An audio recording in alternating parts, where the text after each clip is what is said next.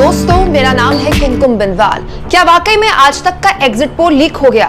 क्या आज तक का एग्जिट पोल लीक करते वक्त वाकई में राहुल कंवल ने खुली बेईमानी की? क्या वाकई में आज तक के अंदर कोई ऐसा है जो कि आज तक के सिस्टम को कमजोर करना चाहता है, जिसने जानबूझकर एग्जिट पोल लीक किया? বন্ধুগণ, খুব সুন্দর একটি ভিডিও আপনাদের সম্মুখে উপস্থাপন করতে যাইতেছি। ভারতের যেহেতু নির্বাচন চলতেছে, এখন ষষ্ঠ দফা নির্বাচন সমাপ্ত হয়েছে। ষষ্ঠ দফা নির্বাচন সমাপ্ত হওয়ার পর আর লাস্ট অর্থাৎ সপ্তম দফা নির্বাচন এখনো বাকি রয়েছে। সেই বাকি হওয়ার নির্বাচন বাকি থাকার আগেই আজ তক নামে একটি টিভি চ্যানেল, যেটা এক্সিট পোল ইতিমধ্যে প্রকাশ করে দিয়েছে এবং তারা বলতেছে যে এটা তারা মানে ডেমো পরীক্ষা করতেছিল এবং ডেমো টেস্ট করতেছিল। সেই টেস্টের একটি কপিটা লিক হয়ে গেছে, তাই তারা দুঃখিত। কিন্তু এটা আসলে পরিকল্পিতভাবে করা হয়েছে এবং এখানে দেখানো হইতেছে যে বিজেপি এগিয়ে রয়েছে ভোটের মধ্যে, অথচ সপ্তম দফা নির্বাচন এখনো বাকি রয়েছে। সপ্তম দফা নির্বাচন বাকি থাকা অবস্থা তারা কীরকম এক্সিট পোলটা লিক করলো এবং এক্সিট পোল লিক করে মানুষকে দ্বিধাদ্বন্দ্বের মধ্যে ফেলে দিয়েছে।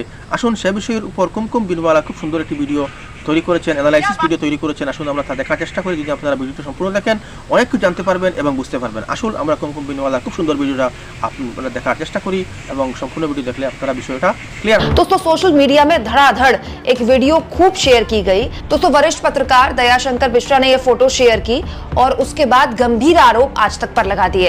दयाशंकर मिश्रा लिखते हैं, इंडिया टुडे ने 7वें चरण के मतदान से पहले ही एग्जिट पोल की तैयारी कर ली। ये कैसे हुआ? ग्राफिक्स भी बनकर तैयार हो गया, एंकर भी नए कपड़े पहने हुए है।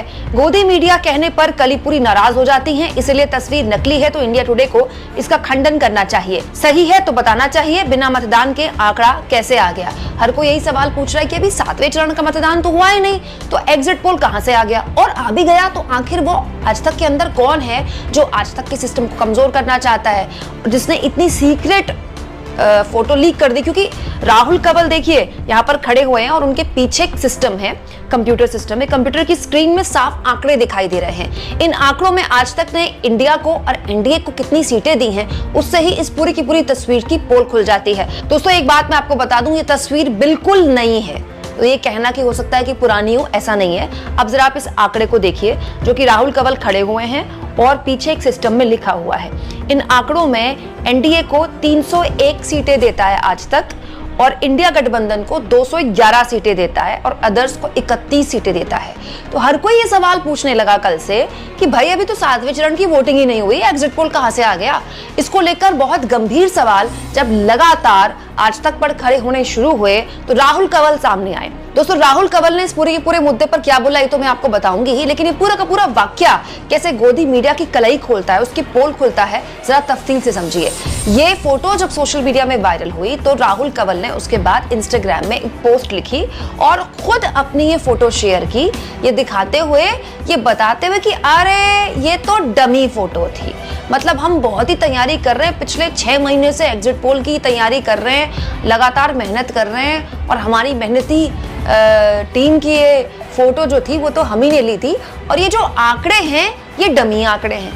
अब लोग ये सवाल उठाने लगे हैं कि फोटो वायरल हो गई, इसके बाद जाकर खाना पूर्ति करने के लिए फोटो शेयर की, या फिर जानबूझकर इस तरह की बदमाशी की गई। बदमाशी कहा जाएगा इसको एग्जिट पोल के नाम पर।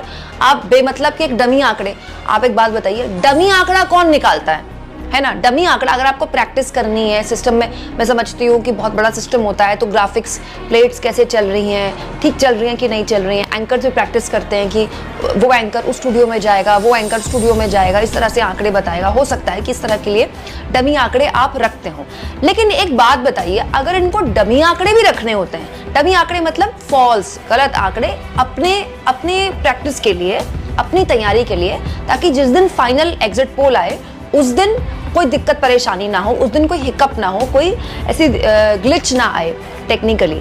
तो अगर कोई डमी आंकड़ा भी पेश कर रहा है तो उसमें भी ये लोग एनडीए को ही जिताएंगे क्या?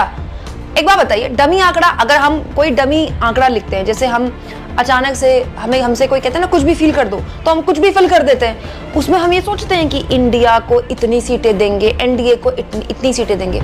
अगर डमी आंकड़ा था तो लोग सवाल ये भी पूछ रहे हैं, और ये मेरे मन में भी सवाल है, डमी आंकड़े में भी ये लोग एनडीए को जिताएंगे? मतलब ये लोग चुनाव से पहले मोदी जी की भक्ति करते हैं, मोदी जी के लिए माहौल बनाते हैं, मोदी जी के लिए नैरेटिव सेट करते हैं, चुनाव के दौरान इंटरव्यू ले लेकर फालतू के, उसके बाद मोदी जी के लिए नैरेटिव सेट करते हैं और चुनाव के बाद एग्जिट पोल के दौरान भी ये लोग नैरेटिव सेट करते हैं। 7वें चरण का मतदान हुआ नहीं, हाँ, और आप इस तरह की डमी फोटो दे रहे हो। अगर आपको डमी फोटो बाहर करनी थी तो भाई आप इंडिया गठबंधन को 300 सीटें दे देते।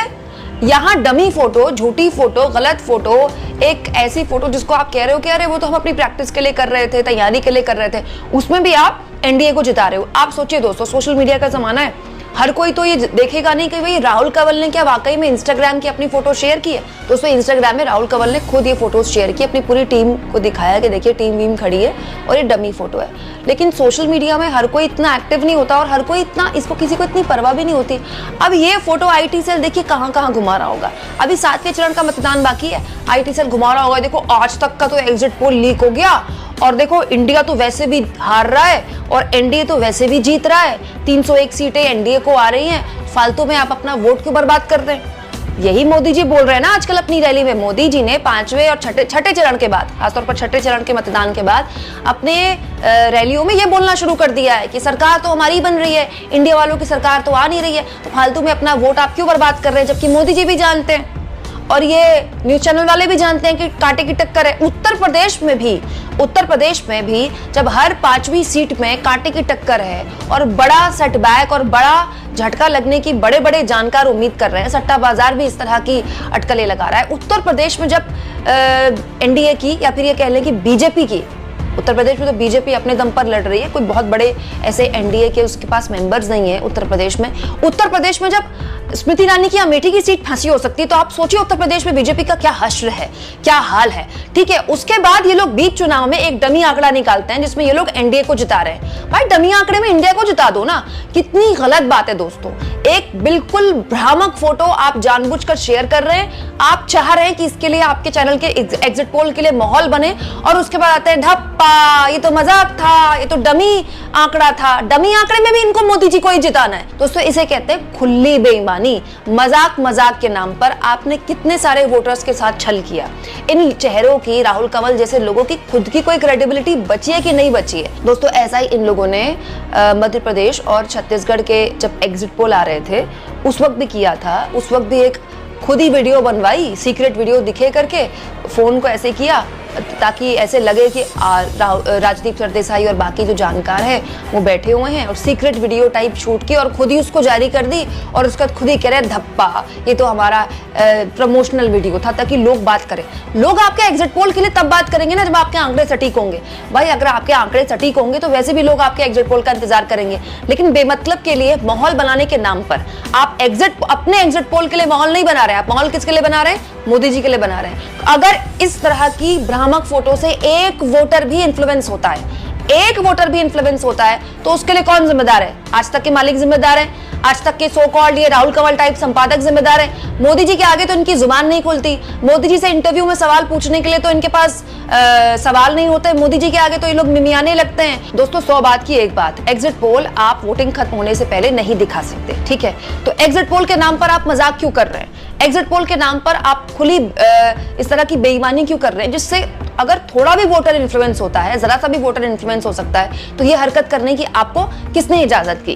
ट्विटर पर जिस तरह से ये फोटो वायरल हुई और उसके बाद राहुल कंवल की फोटो बाद में लोगों के संज्ञान में आई, ऐसे बहुत से लोग धोखा खा सकते हैं। चुनाव आयोग नाम की कोई चीज बची है कि नहीं बची है? चुनाव आयोग नेताओं पर लगाम नहीं लगा पा रहा, उनके नफरती भाषणों पर लगाम नहीं लगा पा रहा। कम से कम न्यूज चैनल्स को तो देखे कि एग्जिट पोल के नाम पर क्या मजाक कर रहे हैं न्यूज चैनल्स। दोस्तों आप इस मुद्दे पर क्या सोचते हैं? कमेंट बॉक्स में जरूर लिखें और जितना हो सके चैनल को शेयर करें, सब्सक्राइब करें और थैंक्स और ज्वाइन। दोस्तों ये 2 ऑप्शन हैं जिसके जरिए आर्थिक तौर पर भी आप चैनल के हाथ मजबूत कर सकते हैं। अगर आप ऐसा करना चाहें तो जरूर करें, क्योंकि मेरी इस आजाद पत्रकारिता की मुहिम में मुझे आपके सपोर्ट की सख्त जरूरत है, क्योंकि मैं किसी पॉलिटिकल पार्टी या किसी भी तरह के चंदे पर डिपेंडेंट नहीं हूँ। या तो मैं अपनी व्यूअरशिप पर डिपेंडेंट हूँ या फिर मैं आप पर ही निर्भर हूँ। তো বন্ধুগণ, আপনারা এখানে দেখলেন যে কুমকুম বিনওয়ালা কিরকম বিষয়টাকে উপস্থাপন করলেন এবং অ্যানালাইসিস করলেন। আজ তকের একজন টিভি অ্যাঙ্কার যিনি রাহুল কাওয়াল, উনি কীরকম বিষয়টা মানুষের সামনে দামাচাপা দেওয়ার চেষ্টা করলেন এবং উনি বিজেপি যে জোট রয়েছে সেই বিজেপি জোটকে উনি জিতিয়ে দেওয়ার জন্য উনি বলতেছেন এটা একটা ডেমনস্ট্রেশন, ওনারা ডেমনস্ট্রেশন করতেছিলেন এবং সেই ডেমনস্ট্রেশনের ভিডিওটা বা ফটোটা কেউ না কেউ এটা লিক করে দিয়েছে বা সোশ্যাল মিডিয়া ছেড়ে দিয়েছে। কিন্তু তারপরে ওনারা বলতেছেন না যে এটা আসলে এটা মানে অরিজিনাল এটা সমীক্ষা নয়, এই কথাটা ওনারা বলতে চাইতেছেন না। তথাপিও ওনারা বিজেপিকে জিতানোর চেষ্টা করতেছেন। অথচ বিজেপির অবস্থা আমরা জানি সকলে যে এইবার 2024 লোকসভা ইলেকশনে বিজেপির অবস্থা খুবই খারাপ রয়েছে। বন্ধুগণ, আপনি কি মনে করেন সপ্তমতম নির্বাচনে বিজেপি কতটুকু আসন লাভ করবে এবং 2024 যে এমপি ইলেকশন চলতেছে, পার্লামেন্টারি নির্বাচন চলতেছে, সেই নির্বাচন বিজেপি পুনরায় ক্ষমতায় আসতে পারবে কিনা সে বিষয়ে আপনারা মতামত ভিডিও কমেন্টে অবশ্যই জানাবেন এবং চ্যানেলে যদি নতুন এসে থাকেন অনুগ্রহ করে চ্যানেলটাকে সাবস্ক্রাইব করে আমাদের সঙ্গে থাকবেন। ধন্যবাদ। জয় হিন্দ।